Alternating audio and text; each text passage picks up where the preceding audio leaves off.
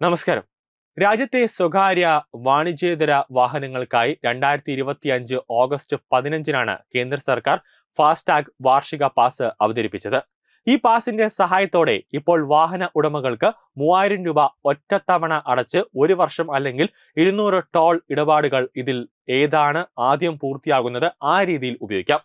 നിലവിൽ രാജ്യത്തുടനീളമുള്ള 1150 ടോൾ പാസുകളിൽ ഈ സൗകര്യം ബാധകമാണ്.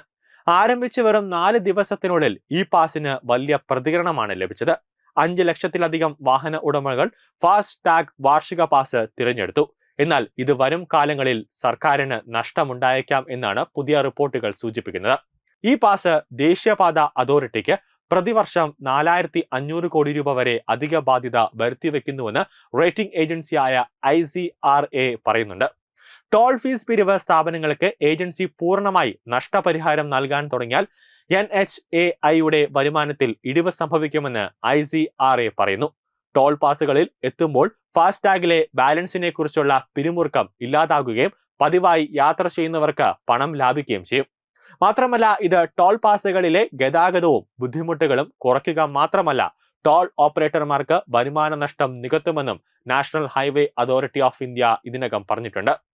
ഇതിനായി ഒരു ഏകീകൃത നഷ്ടപരിഹാര സംവിധാനം നടപ്പിലാക്കിയിട്ടുണ്ട്. എന്നാൽ ടോൾ ഓപ്പറേറ്റർമാർക്ക് സർക്കാർ പൂർണ്ണമായി നഷ്ടപരിഹാരം നൽകിയാൽ ദേശീയപാത അതോറിറ്റിക്ക് പ്രതിവർഷം 4200 മുതൽ 4500 കോടി രൂപ വരെ അധിക ബാധ്യത ഉണ്ടാകുമെന്ന് ICRA പറയുന്നു.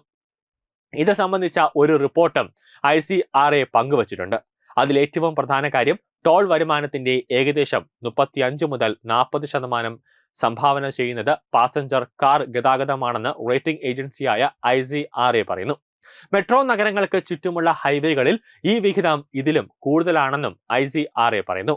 മാത്രമല്ല, ഇന്റർസിറ്റി യാത്ര കുറവുള്ള ആളുകൾക്കോ ടാക്സി ഓപ്പറേറ്റർമാർക്കോ ഈ പാസിന്റെ പ്രയോജനം ലഭിക്കില്ല എന്നതും മൊത്തം ടോൾ പിരിവിന്റെ 6 മുതൽ 7% വരെ മാത്രമേ ഇതിന്റെ ആഘാതം ഉണ്ടാകൂ എന്നാണ് കണക്കാക്കപ്പെടുന്നത്.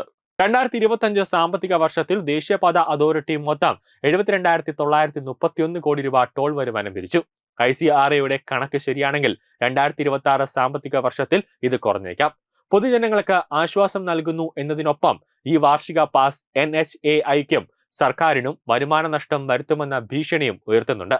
നിലവിൽ ടോൾ ഓപ്പറേറ്റർമാർക്ക് 3 മാസത്തേക്ക് നഷ്ടപരിഹാരം നൽകും. എന്നാൽ അതിനുശേഷം പുതിയ ലേലക്കരാർ വാർഷിക പാസിന്റെ കണക്കുകൾ മനസ്സിൽ വെച്ച് ലേലം വിളിക്കേണ്ടി വരും. ഫാസ്ടാഗ് വാർഷിക പാസ് യാത്രക്കാർക്ക് ആശ്വാസവും സൗകര്യവും നൽകിയിട്ടുണ്ടെന്ന് വ്യക്തമാണ്. പക്ഷേ ഇത് NHAIയുടെ പോക്കറ്റിന് പ്രതിവർഷം ആയിരക്കണക്കിന് കോടി രൂപയുടെ നഷ്ടം വരുത്തിവെക്കുമെന്ന കാര്യത്തിൽ യാതൊരു സംശയവുമില്ല എന്നാണ് റിപ്പോർട്ടുകൾ സൂചിപ്പിക്കുന്നത്. ന്യൂസ് ഡെസ്ക് തത്വമൈ TV.